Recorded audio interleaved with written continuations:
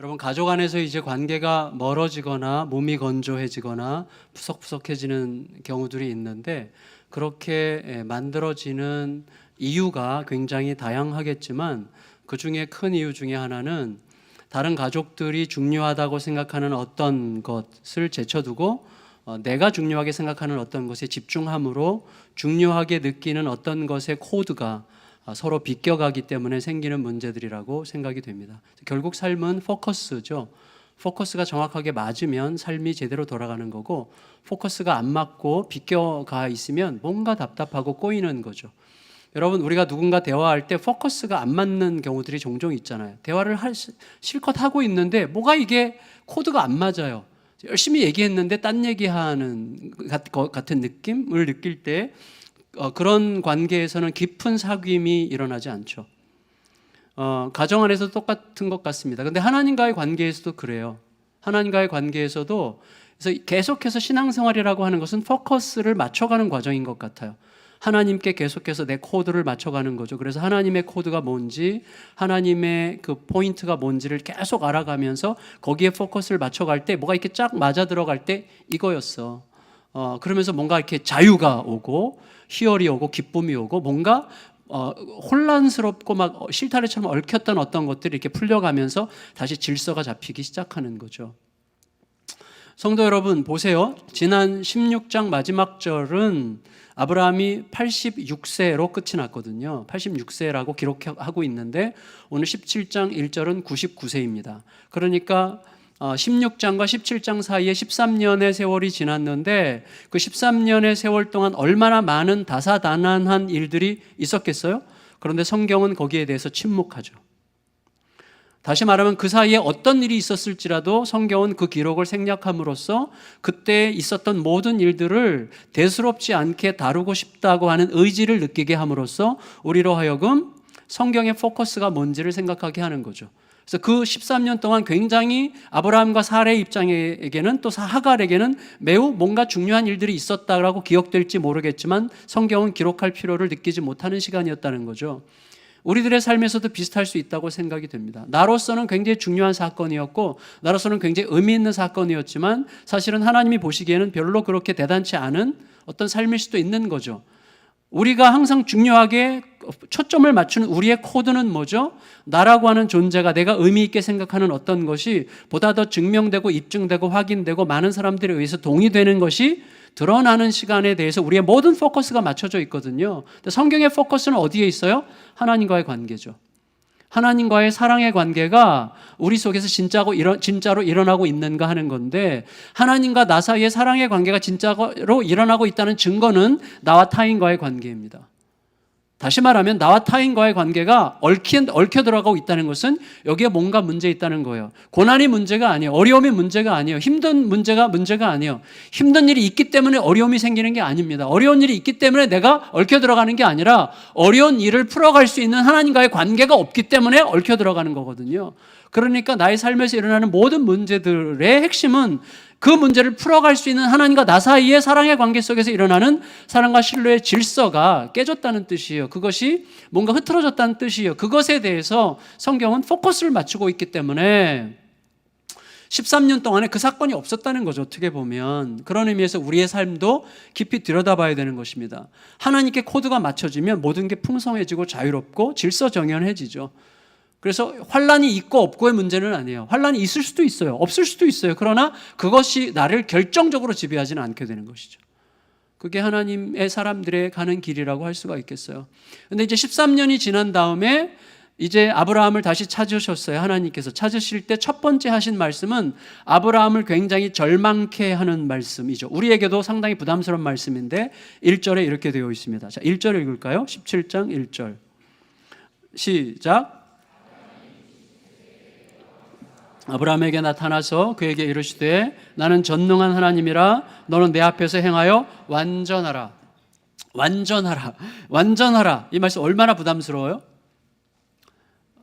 사실은 우린 별로 부담 못 느껴요. 완전할 생각이 전혀 없으니까.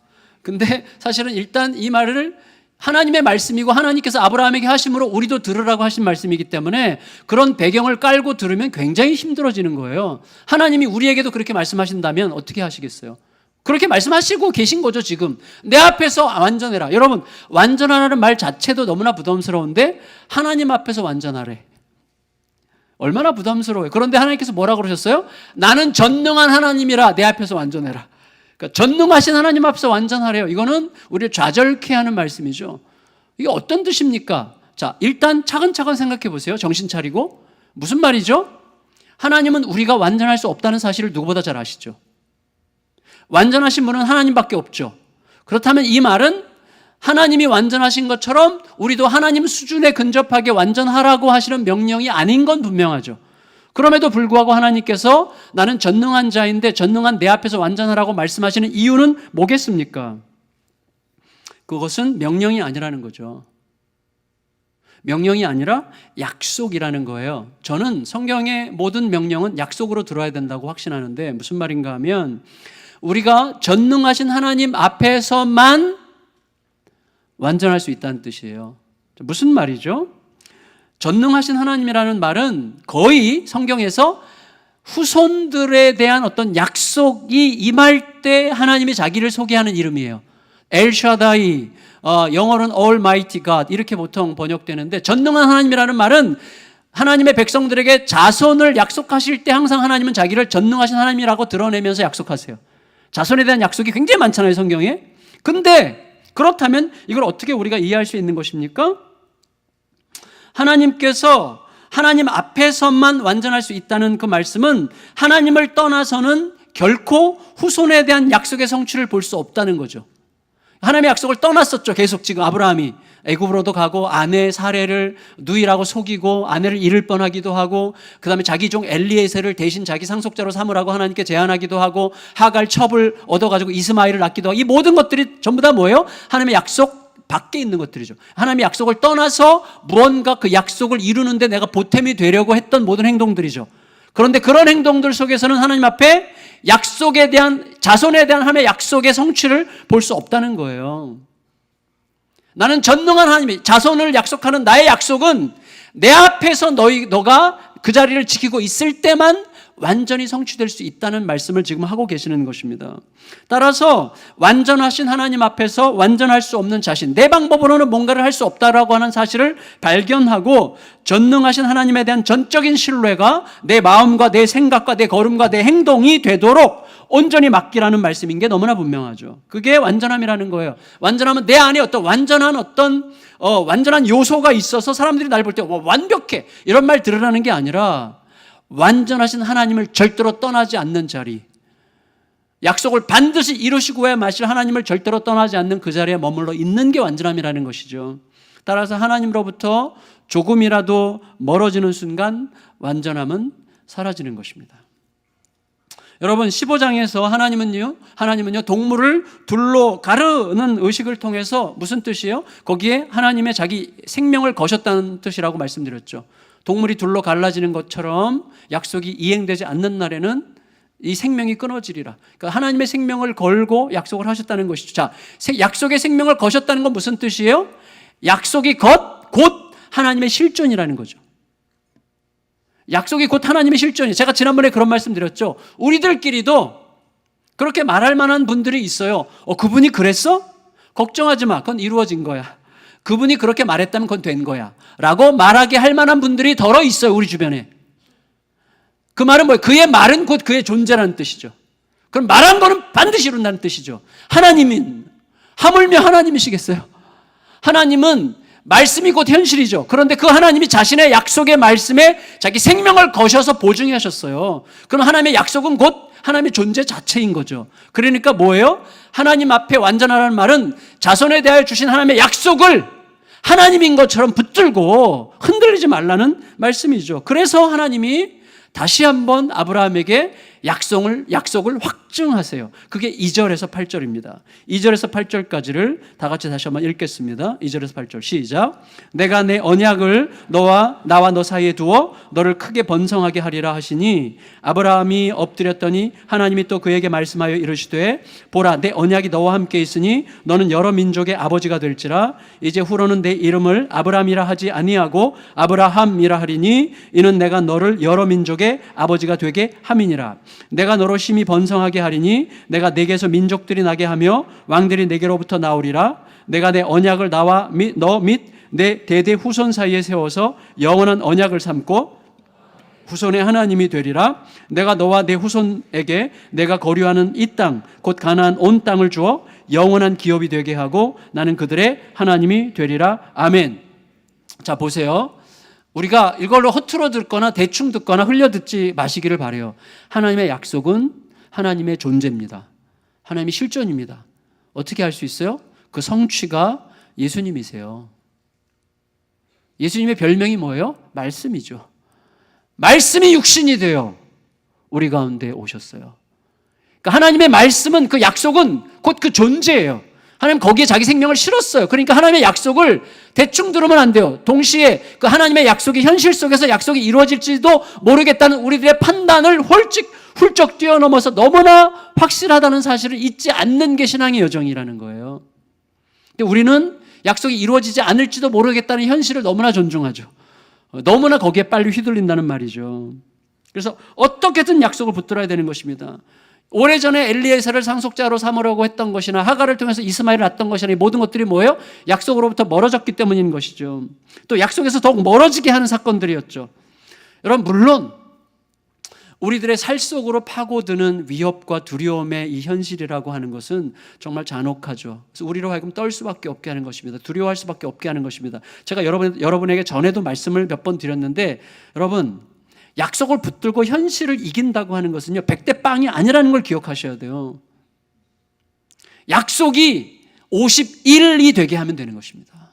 우리는 두려워하지 않을 수가 없어요. 우리는 불안해하지 않을 수가 없어요. 우리는 초조해하지 않을 수가 없어요. 우리는 연약해요. 그렇지만 약속이 조금 더 한 발짝, 약속을 향해서 한 발짝만 더 뛰면 시소가 51대 49로 기울어지듯이 그 길을 가는 거예요. 현실이 조금 더 앞장서면 그 길을 가는 거예요. 여러분, 우리가 현실을 따라갈 때도 믿음이 없는 건 아니에요. 현실을 따라갈 때도 주님을 믿지 않는 게 아니에요. 주님을 믿지만 현실의 무게를 그만큼 더 실었기 때문에 현실을 쫓아가는 거예요. 우리가 믿음이 엄청나가지고 현실을 이기고 믿음의 길을 걸어가는 게 아니라 현실보다 조금 더 믿고자 하는 거예요. 조금 더 믿기 위해서 그냥 눈 딱 감고 믿음의 길을, 약속의 길을 그냥 걷는 거예요. 52일이 되게 하는 거죠. 그때 우리가 그 길을 걷기 시작하게 되는 것이죠. 그렇지만 여러분, 그래서 현실은 너무나 혹독합니다. 현실에서는 아무런 변화도 일어나지 않는데 약속을 계속 반복하세요. 하나님은 계속 반복만 하세요. 반복만 하세요. 그래서 어떤 때는 정말 너무한다, 뭐 약속만 해, 이렇게 이루어지진 않고 이렇게 느껴질 만한 때가 있는 거죠. 하나님 그걸 아시기 때문에 기다리라고 하시는 거죠. 그래서 흔들리는 거죠. 우리들이 흔들려요. 제가요, 개척 때 하나님께서 저에게 주신 약속은 딱 이거였어요. 이 교회의 주인이 하나님이라고 하는 사실을 끝까지 잊지 않고 살아가라고 하는 약속이에요. 그러면 너 될 거야. 그것만이 너가 사는 길이고 그것만이 교회가 사는 길이야. 하나님이 이 교회의 주인이라는 사실을 절대로 잊지 않는 거예요. 그게 약속이에요.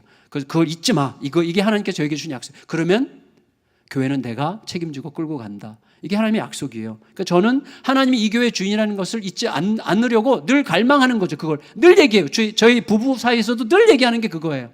늘 주님이 주인이시다. 그런데 제가 이제 화요일 날 교회 오면 제일 먼저 이제 결제 서류를 이렇게 봐요. 근데 보는데 뭐 제가 몰라요. 돈이 어떻게 쓰이고 어떻게 돌아가는지 몰라요, 사실은. 근데 제가 딱 하나밖에 안 봐요, 보는 거. 사인은 하지만 잘 안 보고 또 잘 모르고, 물론 너무 모른다고 저를 허투루 보시면 안 됩니다. 알 건 또 알아. 근데 어쨌거나 사인을 이제 하고, 제가 주의 깊게 보는 거 하나밖에 없어요. 잔액. 이거밖에 안 봐요. 저는 지금 교회 운용 잔액이 얼마나 남았나, 이거만 늘 관심 있게 봐요. 근데 요번 화요일 날 와서 딱 봤는데 우리 교회 전체 운용 자금이 33만 4천 원밖에 안 남았어요. 제가 지지난주에 홈의실교회 갔을 때, 예수 홈의실교회 작년 9월에 불리겠죠. 예수 홈의실교회 잔액이 3천만 원이래요. 그래서 제가 화가 났어요. 아니, 이 상황에서 우리가 200만 원을 또 보내야 돼? 매달 보내는 그거를? 막 화가 나려고 그랬어요. 미안해. 순웅 형제한테 미안해. 그래서 막 이렇게 기도를 하려고 막 불안해지고요, 초조해지고요, 막 그러더라고요. 진짜로 제가 막 초조해졌어요. 그랬더니 갑자기 주님께 제 마음속에 내가 주인이라며 그러시는 것 같았어요. 그래서 그날 하루 종일 읊조리고 다녔어요, 입으로. 주님이 주인이십니다. 주님이 주인이십니다. 주님이 주인이십니다. 주님 알아서 책임지실 거죠. 그렇게 했더니요, 저녁 때 평안이 쫙 왔어요. 지금은 뭐 너무 평안해요. 물론 완전히 평안한 건 아니에요. 사실은 여기 약간 뭐 있긴 있어요. 약간 있긴 있어요. 그래도 평안이 50일이에요. 아멘? 평안이 50일이에요. 그러면 된 거예요, 여러분. 그러면 된 거죠. 우리는 연약한 자들인 것입니다. 연약하죠. 그래서 여러분, 하나님이 늘 하셨던 그 말이에요. 내가 주인이라며. 이거는 수천 번 저에게 수만 번 하신 말씀이거든요. 근데 그 말씀은 듣고 또 듣고 듣고 또 듣고 날마다 들어야 되는 거예요. 약속은 다시 들어야 되는 거예요. 따라서 여러분, 하나님께 너무 감사해. 어떤 하나님께? 지치지 않으신 하나님께. 지치지 않으시고 계속 말씀하세요. 똑같은 말씀을 계속 그 약속. 그게 왜 그렇게 중요한가 하면 들은 말씀을 또 듣지 않으면 우리는 또다시 넘어지기 때문이에요. 근데 들을 때 새로워져. 희한한 거예요. 참 새로워져요. 그래서 늘 그 말씀을 통하여 저로 하여금 원점으로 돌아가게 하세요. 주님께서 저에게 돌아가게 하시는 원점이 저에게는 이거예요. 하나님은 저를 누구보다 잘 아십니다. 하나님 내 처지와 형편을 누구보다 잘 아십니다. 그리고 하나님의 나에 대한 사랑은 절대적입니다. 하나님 절대적으로 나를 사랑하십니다. 그렇다면 이 두 가지가 진짜라면, 나를 누구보다 잘 아시고 나를 절대적으로 사랑하시는 게 진짜라면, 내 앞에서 벌어지고 있는 이 현실이 정말 이해할 수 없는 너무나 혹독한 현실이라고 할지라도 그 현실이 내 앞에 있는 것은 거기에 분명히 하나님만 아시는 하나님의 뜻이 있기 때문임을 믿습니다. 그 자리로 돌아가는 거예요. 거기서 주님을 다시 붙드는 거죠. 그 원점에서 다시 질서가 쫙 잡히기 시작하는 거죠. 이게 너무 중요해요. 그래서 여러분, 우리는 기다리는 고통의 시간을 굉장히 크게 생각해요. 그렇지만 약속이 딱 이루어지잖아요. 그러면 약속이 이루어지는 순간, 제가 치과 들어갈 때 그렇게 힘들었던 것처럼 막 깽 소리 날 때 막 미치겠는 시간이 있었던 것처럼, 그렇지만 치료 끝나고 딱 차 몰고 날 때 언제 그랬냐는 식으로 아무렇지도 않아. 똑같은 거예요. 약속을 기다리는 시간을 우리가 굉장히 크게 생각하지만 약속이 이루어지는 순간, 그 모든 시간들은 순식간에 내가 의도적으로 더욱더 길게 느끼고 싶어 했던 매우 짧은 추억이 되는 것입니다. 하나님의 약속은 우리에게 그런 감동을 줘요. 그래서 우리는 기다림의 시간에 항상 그날이 절대적으로 있을 것을 믿는 마음을 잃지 말아야 되는 거예요. 우리가 있잖아요. 여러분, 차가 너무 막혀. 한 번도 나를 실망시킨 적이 없던 내비게이션도요, 차가 막히잖아요.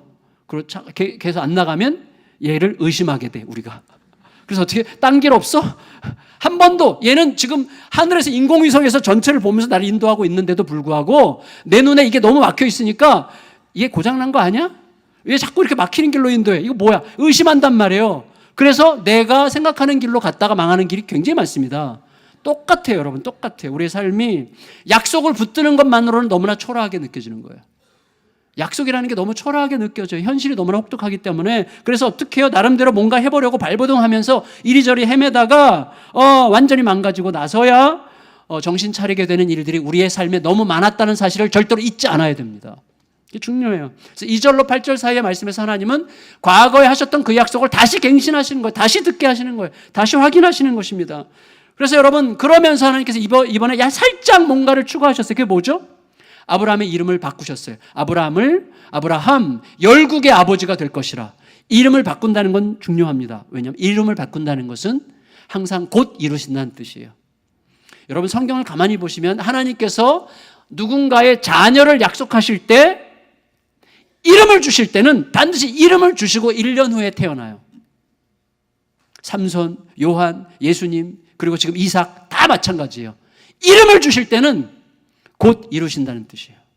지금 아브라함의 이름을 바꾸시고, 오늘 본문에서 사라의 이름을 바꾸시고, 그 다음에 아들을 낳을 것인데 아들의 이름을 이삭이라 하라. 이름을 바꾸시죠. 자, 그런데 성도 여러분, 자, 오늘의 포인트는 두 개예요. 할례와 이름입니다. 자, 이게 어떤 의미인지를 우리가 좀 생각해 보려고 하는데, 생각해 보세요. 하나님과 아브라함 사이에서 약속의 확실성을 끝까지 굳게 붙들어야 될 사람은 아브라함이죠. 하나님은 약속에 생명을 거셨고 약속 자체시고, 그리고 하나님은 약속을 결코 잊지 않으시겠죠. 그러니까 아브라함만 약해지지 않으면 되는 거예요. 우리만 약해지지 않으면 되는 거예요. 나만 약해지지 않으면 되는 거예요. 그래서 하나님은요, 아브라함이 결코 잊지 못하도록 그 약속을 그의 몸에 새기세요. 그의 몸에. 그게 할례죠. 그의 몸에. 그래서 어쩔 수 없이 늘 확인해야 돼. 아무리 화장실을 안 가려고 해도 매일 몇 번씩은 그 약속을 확인할 수밖에 없도록 그 몸의 약속을 새기시는 거죠. 그것도 어디 몸이죠? 우리의 생명을 대대로 이어가는 몸의 그 부분에 할례를 통해서 약속을 몸에 새기시는 거죠. 9절에서 14절 같이 읽겠습니다. 9절에서 14절 시작. 나는 또 하나님이 또 아브라함에게 이르시되 그런즉 너는 내 언약을 지키고 내 후손도 대대로 지키라. 너희 중 남자는 다 할례를 받으라.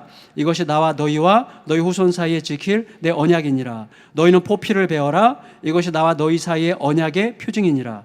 너희의 대대로 모든 남자는 집에서 난 자나 또는 너희 자손이 아니라 이방에게서 돈으로 산 자를 막론하고 난 지 8일 만에 할례를 받을 것이라. 너희 집에서 난 자든지 너희 돈으로 산 자든지 할례를 받아야 하리니 이에 내 언약이 너희 살에 있어 영원한 언약이 되려니와 할례를 받지 아니한 남자 곧 그 포피를 베지 아니한 자는 백성 중에서 끊어지리니 그가 내 언약을 배반하였습니다. 참 이게 너무 멋진 약속이죠. 여러분, 아브라함 집에서 태어난 자건 아브라함 집에 있는 모든 사람들은 태어난 혈통이건 돈으로 사갖고 온 종이건 관계없이 어떻게 하라고요? 다 할례를 받으라고 하십니다. 여러분, 할례라는 것은요, 유럽과 아시아 일부 지역 외에 전 세계에서 발견되는 고대 사회의 보편적인 현상이라고 해요. 학자들은 그 할례가 일단 목적이 뭘 건가, 목적이 무엇이었을까라고 상상하면서 아마 몸의 청결을 위해서 결혼을 위한 준비로서 또 행운을 부르고 액땜을 하기 위한 어떤 주술 의식으로서 또 신에 대한 헌신의 표시로서 그렇게 할례를 행했을 거라고 예측합니다. 그런데 하나님은 오늘 본문에서 아주 명백한 건 뭐냐면 할례의식이 어떤 의미들이 있었다고 할지라도 그 할례의식을 지금 자기 백성을 위한 의식으로 끌어오셔서 그 할례를 이렇게 정리하셨어요. 하나님과 자기 백성 사이의 인격적인 언약 관계의 표징으로 할례의 의미를 갱신하셨어요. 하나님과 지극히 인격적인 약속의 관계에 구체적인 객관적인 표시로서, 그래서 할례를 보통 신약에서는 뭐라 그러죠? 세례라고 하죠. 그래서 할례의 의미와 세례의 의미가 거의 유사한데, 근데 어쨌거나 이 할례를 그 객관적 표징이죠. 그러니까 세례를 받았다고 거듭나는 게 아니라 그러니까 거듭나갔다는 고백을 세례라는 의식을 통하여 확인하게 하심으로 내가 세례받았다는 사실이 성찬식 때마다 세례받은 자라고 하는 게 확인되잖아요. 그걸 통해서 내가 어떤 자인가 하는 것을 확인하게 하시는 의식이에요. 그 의식을 우리 몸에 새겨 넣는 게 할례였다는 것이죠. 그래서 이 할례 의식은 하나님이 내 백성 삼았다고 하는 객관적 표시이기 때문에 이건 굉장히 의미롭죠. 왜? 아브라함 집에 있는 자는 아브라함을 통해서 태어난 혈통이건 돈으로 사온 종이건, 다시 말하면 할례는 처음부터 혈통과 인종과 사회적 신분을 뛰어넘어 하나님의 구원의 포괄성과 포용성을 우리에게 보여주고 있어요. 처음부터. 하나님은요, 우리가 생각하는 것보다, 우리가 생각할 수 없을 만큼 훨씬 더 크신 분이십니다. 그런데 언약을 맺는다고 하는 이 말은, 언약을 맺는다라는 단어가 사실은 자른다는 뜻이랑 같은 말이에요. 언약을 자른다. 그게 무슨 의미예요? 15장에서 동물을 갈라서 언약을 체결하셨던 것처럼 우리의 몸의 일부를 자르심으로 사실 언약이 제대로 수행되지 않을 경우에 잘라짐에, 생명으로부터의 끊어짐에, 생명을 이어가는 과정, 그 기관을 통해서 생명의 끊어짐을 각오하도록 하심으로써 이 언약에 생명을 건 것을 다시 한번 확인하고 볼 때마다 이것은 하나님이 반드시 지키고야 마실 거구나라는 사실을 확인할 수 있도록 그렇게 하신 것입니다. 물론 육체의 표시의 한계를 우리가 알고 있습니다. 육체를 중요하게 생각하지만, 육체는 되게 중요하지만 또 한계가 있죠. 우리가 옛날부터 하는 말이 있잖아요. 손가락 자르면 발가락으로 화투 잡는다, 뭐 이런 말이 있잖아요. 사실 마음의 습관이 고쳐지지 않는 한 몸의 어떤 변화라고 하는 것은 지극히 제한적일 수가 있습니다. 따라서 아브라함으로부터 400년이 지난 후에 모세가 이런 얘기를 했어요. 신명기 30장 6절 다 같이 한번 읽어보겠습니다. 시작.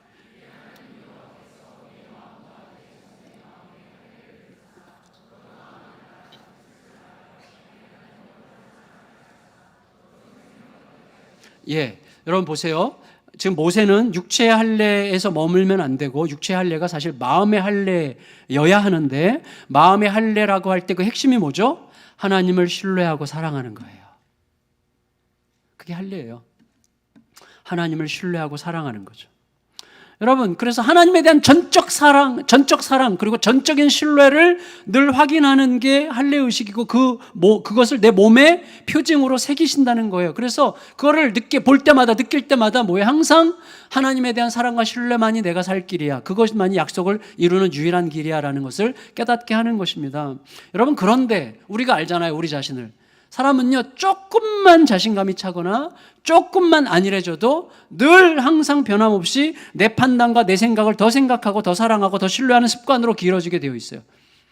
제 자신을 봐도요, 조금만 좀 안일해지면, 조금만 약간 자신감이 들면, 뭐 통했다 싶으면 어느 순간 내 생각과 내 판단이 중심이 되는 쪽으로 기울어지게 돼요. 그래서 언제라도 내가 생각하는 방식으로 달려가려고 합니다. 따라서 하나님은 기다리세요. 언제까지 기다리죠? 사람이 스스로의 힘으로 이룰 수 있을 가능성이 완전히 차단된 시간이 올 때까지, 죽음과 같은 상태에 이를 때까지 기다리시는 거죠. 아브라함이 99세, 100세가 됐어요. 다시 죽은 자 같이 된 거죠.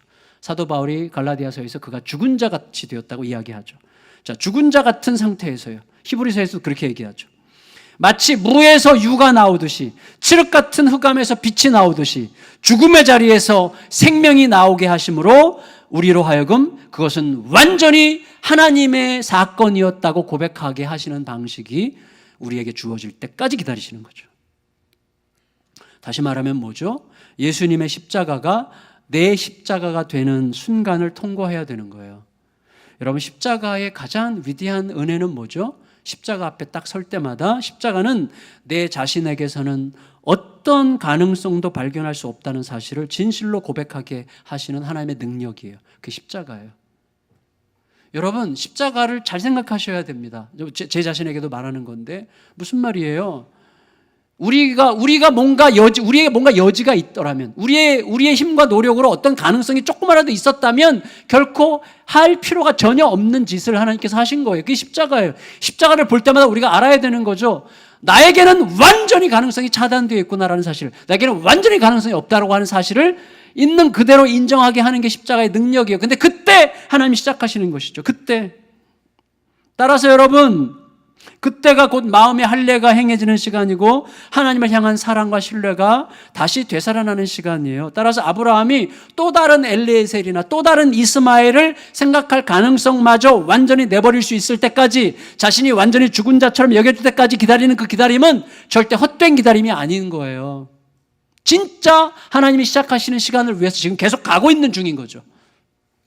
하나님은 이제 사례를 향해서 이렇게 이야기하십니다. 사례에 대해서 15절 16절 읽겠습니다. 15절 16절 시작. 하나님은 또 아브라함에게 이르시되 내 아내 사례는 이름을 사례라 하지 말고 사라라 하라. 내가 그에게 복을 주어 그가 내게 아들을 낳아주게 하며 내가 그에게 복을 주어 그를 여러 민족의 어머니가 되게 하리니 민족의 여러 왕이 그에게서 나리라.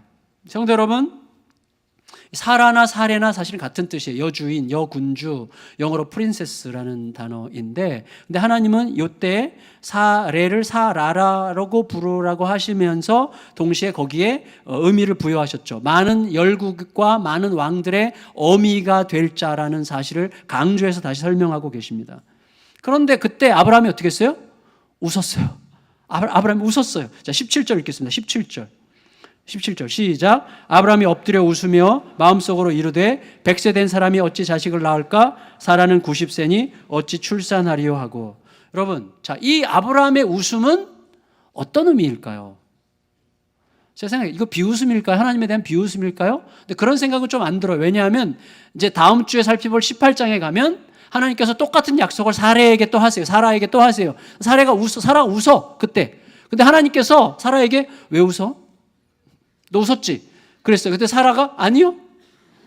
그렇게 그 내용이 나와요. 다음 주에. 너 웃었잖아. 내가 언제 웃었어요? 이렇게 이 내용이 나와요. 그 논쟁이 무슨 의미인지 다음 주에 살펴보겠고, 자, 분명히 그렇게 하시는 하나님이 아브라함에게는 아브라함이 웃었는데, 분명히 웃었다고 기록도 있잖아요. 웃었는데 아무 말도 안 하셔요.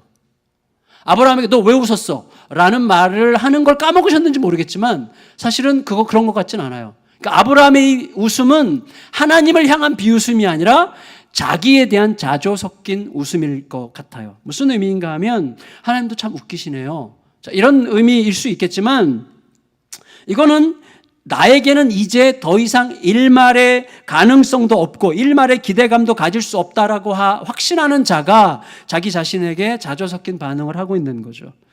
이전에는, 요 전까지는 어땠다고요? 현실에 대한 타협할 가능성을 여전히 열어두고 있었고, 그리고 언제 다른 가능성을 계속 살펴볼 수 있는 마음의 여지가 계속 있었어요. 이 길도 찔러보고 저 길도 찔러보고 이런 게 여지가 있었는데, 이제는 이제 99세야. 내년 100살이야. 현실에 타협할 가능성마저 완전히 차단된, 완전히 사라졌다는 것을 너무나 잘 알고 있다는 표현이죠. 따라서 조금 더 비약적으로 말하자면 아브라함의 이 웃음은 현실적 가능성에 대한 완전한 항복이었다, 이렇게 말할 수가 있겠어요. 하나님께서 기다리셨던 바로 그 시간이 온 거죠. 하나님께서 기다리시는 그 시간이죠.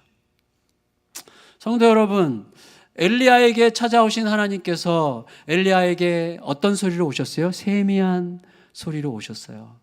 세미한 소리를 뭐라고 그때 우리가 설명했었죠? 내 영혼이 극도로 고요하지 않으면 결코 들을 수 없는 소리.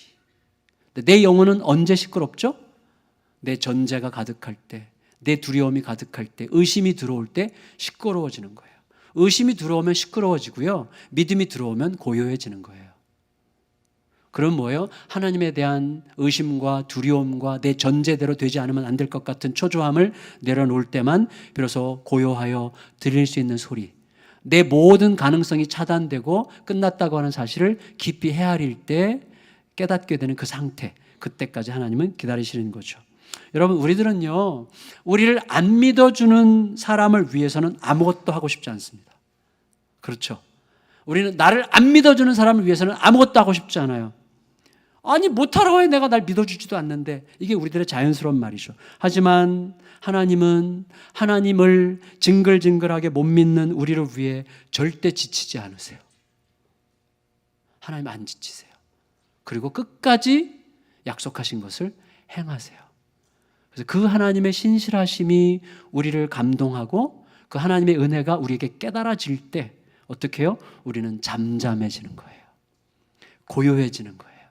그 고요함이 또 다른 깨달음으로 이어지는 거예요. 그래서 그때가 되면 우리들은 우리들의 자조 섞인 웃음이 어떻게 바뀌어요? 기쁨의 웃음으로 바뀌죠. 이삭이 태어나는 것이죠. 이삭이 무슨 뜻이에요? 웃음이란 뜻이죠. 마지막으로 성도 여러분, 짚고 넘어가고 싶은 게 있는데, 하나님은 왜 부르신지 24년이나 지난 지금에 와서야 이름을 바꿔주실까요? 성경의 전통을 쭉 보면 이름을 바꿔주실 때는 항상 뭐죠? 새로운 출발을 할 때입니다. 그래서 요한의 아들 시몬이 예수님을 만났을 때 만난 그 자리에서 곧바로 게바라 베드로라 하리라 이름을 바꿔주셨죠. 사울은 안디옥 교회를 파송을 받고 1차 선교 여행 중에 갑자기 이름이 바뀌었어요. 그래서 왜? 그들에게 섞이기 위해서. 그래서 이방 세계에 선교하면서 로마식 이름으로 바꾼 거죠. 사울은 헬라식 히브리식 이름이고 바울은 로마식 이름이죠. 뜻은 지극히 작은 자. 그 이름으로 바꿔서 부름으로써 갑자기 이름이 바뀌죠. 새로운 출발을 하겠다는 뜻이요. 이름이 바뀐다는 것은 항상 새 출발입니다. 그렇다면 하나님께서 아브라함을 불러서 새 백성 이스라엘을 창조하시고 새 역사를 시작하시려고 한 때는 엄밀히 말하면 24년 전 처음 부르실 때라기보다는 이름을 바꿔주시는 지금이 훨씬 더 중요한 새 출발이라는 것을 느낄 수 있어요. 특별히 하나님께서 처음 아브라함을 부르실 때는 생물학적으로 불임이라고 하는 절망이 그들의 가정에 있었지만, 절망이라고 하는 현실에서도 여러 가지 다른 시도들을 할 수 있을 여지가 있는 절망이었어요. 자, 이제는 완전한 절망이죠.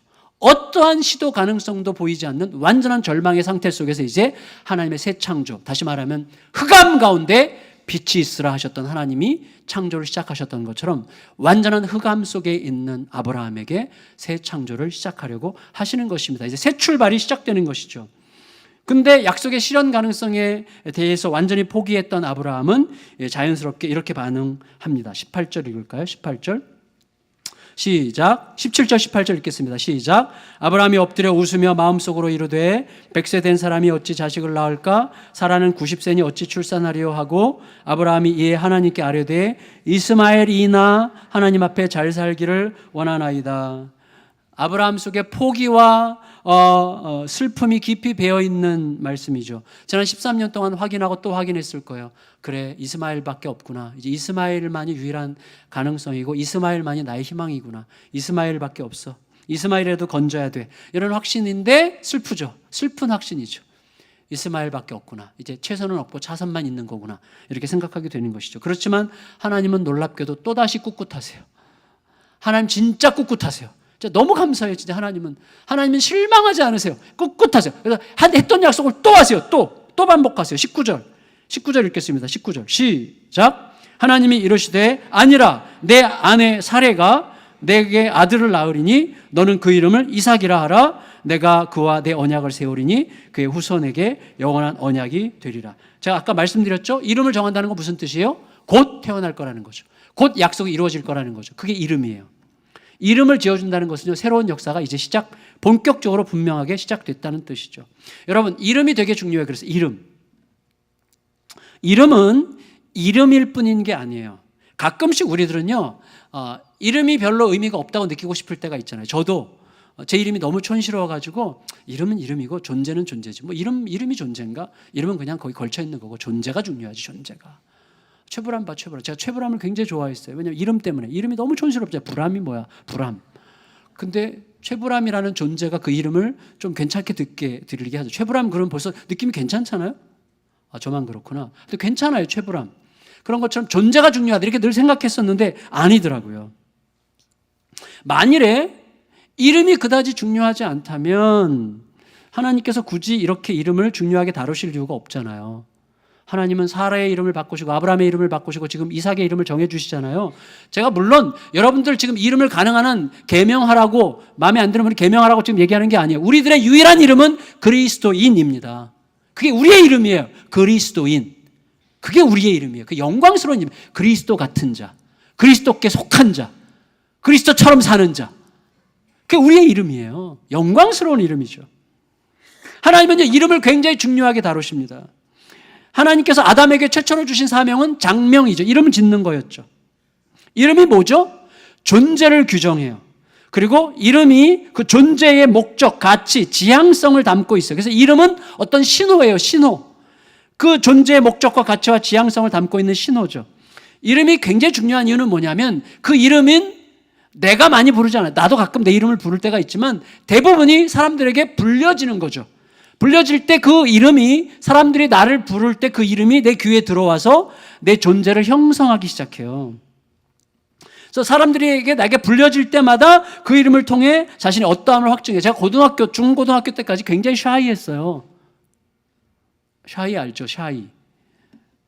굉장히 좀 이렇게 아주 부끄러워하고 뭐 이렇게 막 수줍어하고 막 이렇게 그랬어요. 고등학교 때까지 약간. 뭐 이렇게 싸울 때는 엄청 세게 싸웠지만 이렇게 그런 게 있었어요. 좀 약간 열등감 이런 게 있었어요. 왜냐하면 제가 그때까지도 끝없이 6년째 갑돌이라고 부름받았기 때문에 제가 갑돌이 너무 촌스러워 갑돌이. 근데 그게 제 귀에 늘 들리니까 그게 내 몸에 새겨지는 거예요. 이게 중요한 거예요, 여러분. 그러니까 사람은 그 이름이 다른 사람에 의해서 계속 불려질 때마다 그 이름을 통해서 내 어떠함을 확인하는 거예요. 따라서 불려지고 확인되는 만큼 내 존재에 깊은 영향을 줄 수밖에 없어요. 따라서 이름은 뭐예요? 이름은 아까 할례처럼 몸에 새겨지는 약속이에요. 이삭, 웃음. 약속이에요, 약속. 몸에 새겨지는 약속이죠. 여러분 보세요. 아이가 대범해지기를 바래. 이름을 쪼잔이라고 줬어. 여러분, 이거 제가 극단적인 예지만, 여러분, 그러면 아이로 하여금 평생 사람들이 그 아이를 쪼잔이라고 불러요. 그래서 엄마는 대범하기를 얘가 원하는데 이름은 쪼잔이라고 계속 들리면 어떻게 됩니까? 그 아이가 대범해질 가능성은 거의 없어요. 그 아이는 자기 안에서 엄청난 혼란을 겪든지 결국 쪼잔해지고야 말 것입니다. 내가 왜 쪼잔이야! 하는 방식으로 쪼잔해지는 거죠. 이게 굉장히 무서워지는 거예요. 그래서 할례와 이름은 둘 다 뭐예요? 몸에 새겨지는 약속이에요. 몸에 새겨지는 약속. 여러분, 이게 굉장히 중요해요. 남자들은요, 아내를 아낀다고 생각합니다. 저는 남자들 대부분이 자기 아내를 이제 결혼한 20년쯤 지나면 이제 아껴지기 시작해요. 20년쯤 지나 20년만 참으세요. 아껴지기 시작해요. 저절로. 아내 귀한 줄 알게 돼요. 그때부터. 아내 없이 못 살게 되는 거예요. 근데 여러분, 그럼에도 불구하고 아내를 정말 아끼면서도 정말 매력적인 여인 앞에서는요, 결혼 반지가 끼어 있는 손가락을 은근히 감추려는 경향이 있어요. 남자들이. 제 얘기예요. 제가요, 정말 멋진 여자들이 있잖아요. 그러면 말할 때 이렇게 말하더라고요. 이렇게. 저도 모르게 이렇게 말해요. 다 늙어가지고 손주가 넷이나 되는데도 이렇게 말하게 되더라고요. 참 되게 웃긴 거예요. 그래서 제가 의도적으로 요새는 이렇게 하고 다녀요. 제가 2년 됐어요. 2년. 그러니까 초기에 껴서 여기서 뭐가 막 가렵고 그래가지고 안 끼다가 2년 전부터 의도적으로 제가 끼고 다니는데, 반지는 뭐예요? 몸에 부착한 약속이죠. 몸에 부착하거나 몸에 새기거나 그런 표징들은 뭐예요? 마음만으로 충분하다는 말이 가질 수 있는 기만성에 일침을 가하는 거예요. 여러분, 우리 마음만으로 충분하지 않습니다. 그 표식이 굉장히 중요한 거예요. 표식이 중요하죠. 마음만 있으면 돼. 아니에요. 지난번에도 말씀드렸죠. 그래서 이런 표지들을 볼 때마다 격려를 받거나 경고를 받게 되는 것입니다. 대표적인 게 뭐예요? 성찬이에요. 성찬. 굳이 왜 번거롭게 그렇게 성찬을 합니까? 성찬은 말씀이 우리 몸 안으로 들어오는 거예요. 그걸 느끼게 하는 거예요. 내가 입으로 씹어봐요. 뭘 씹어요? 그리스도의 살을 느끼면서 씹는 거죠. 그리스도의 피를 느끼면서 마시는 거죠. 그의 말씀이신 그리스도가 우리 안으로 들어오는 과정이어서 우리 몸이 기억하게 하는 방식이에요. 이게 굉장히 중요한 것입니다. 그런데 이미 말씀드렸지만 이런 약속의 표징에도 항상 취약성이 있는 거예요. 뭐예요? 언제든지 형식만 남은 껍데기가 될 가능성이 많죠. 그 표징만 계속 강조하면 했어 안 했어? 있어 없어? 이것만 강조하다 보면 이게 진짜 핵심이 뭐예요? 이런 거랑 똑같은 거죠. 여러분, 길에 가다가 여기 향남읍사무소 표지판 봤어요. 표지판 봤으면 어디 향남읍사무소로 가야 되잖아. 표지판 앞에 계속 서 있어요. 향남읍사무소. 그거랑 똑같은 거예요. 표징만 있으면 안 되는 거죠. 표징은 결국 나로 하여금 하나님에 대한 사랑과 신뢰의 관계 속으로 들어가게 하는 힘이어야 되는 거. 그 힘을 주는 게 표징이죠. 그런데 바리새인들과 서기관들이 그걸 놓친 거죠. 표징만 남았고 실체는 없는, 그게 된 거죠. 그러면 어떻게 해야 됩니까? 결론. 중요한 건 이거예요. 매일 또다시 예수님을 새롭게 만나야 됩니다. 여러분, 저를 보세요. 제가 작년에 제주도 갔을 때 아내랑 이렇게 이제 뒤에 어디 산보를 갔는데 거기서 40대 여인 한 분을 만났어요. 그분 얘기를 듣고 제가 생각을 많이 하게 되는데 이 자매는 제주도에서 태어났어요. 그리고 일주일에 2-3번씩을 계속 이 오름 있죠. 오름, 제주도 오름을 계속 찾아다녀요. 지금 20년째 계속 오름을 찾아다니면서 매주 2-3번씩 걷기를 하는 거예요. 아직도 못 가본 곳이 천지래요. 이 자매는 제주도가 너무 좋대요. 그런데 제주도가 지겹다고 느끼는 사람들은 제주도를 꽤 익숙하게 안다고 생각하는 사람이에요. 나 제주도에 태어났어. 나 제주도에서 태어난 사람이야. 제주도? 야, 뭐 조그만 거 뭐 있어? 이렇게 생각하는 사람은 제주도가 싫어요. 근데 제주도를 자세히 들여다본 사람은 제주도에서 태어난 사람이라도 제주도가 사랑스러운 거예요. 무슨 말인가 하면 예수님은 제주도가 아니라 한국이 아니라 지구가 아니라 태양계가 아니라 은하계가 아니라 우주를 만드신 분이에요. 근데 우리도 모르게 그분을 웬만큼 아는 척하면서 살아. 그래서 새로움이 없는 거예요. 그래서 약속을 자꾸 잊어버리는 거예요. 그래서 기쁨이 없는 거예요. 새 창조가 없는 거예요. 예수님은요, 알아가면 알아갈수록 너무나 기쁘시죠. 그래서 자세히 말씀을 자세히 들여다보시고 자세히 다시 한번 들여다보고 다시 또 듣고 다시 들여다보고 이렇게 하면서 보면 맛있어지는 거예요. 예수님 너무 맛있는 거예요. 맛있고 입맛이 들고 예수님만 생각하면 막 가슴이 뭉클하고 너무 기쁘고, 제가 이 나이에 목사 된 지 지금 20 몇 년이 지나서 그리고 사역자가 된 지 30년 가까이가 돼서 지금 제가 예수님의 이름으로 이렇게 흥분하게 될 줄 몰랐어요. 진짜 큰 은혜예요. 예수님의 이름만으로도 예수님을 알아가는 그 시간이 너무나 감격스럽고 영광스러울 만큼 예수님은 아름다우시고 깊고 크고 넓으세요. 그 예수님을 날마다 새롭게 알아가는 게 중요해요. 늘 똑같은 산을 오르는 사람도요, 그 산을 애정으로 바라보고 자세히 관찰하는 사람에게는 늘 새로워요. 이 길 내가 이 길 10년 다녔어. 그런 사람에게는 약간 지겨워지는 거죠. 여러분, 예수님은 우리가 안일하게 웬만큼 알만하다고 느낄 만한 분이 아니에요. 예수님은 늘 새롭고 늘 신선하고 늘 새로운 면이 있으신 분이시죠. 예수님을 그렇게 알아가기를 기뻐하고 즐거워하고, 예수님은 자기를 그렇게 알아보고 더 자세히 들여다보라고 자기를 기꺼이 내어주셨잖아요. 그 예수님을 날마다 새롭게 발견하고, 발견할 때마다 내가 얼마나 안전하고 얼마나 평안한 삶으로 초대받았는지를 확인하고, 그 질서 위에서 모든 게 자리를 잡는 거룩한 은혜의 삶을 늘 새롭게 출발하는 우리 모두가 되시기를 예수님의 이름으로 축원합니다.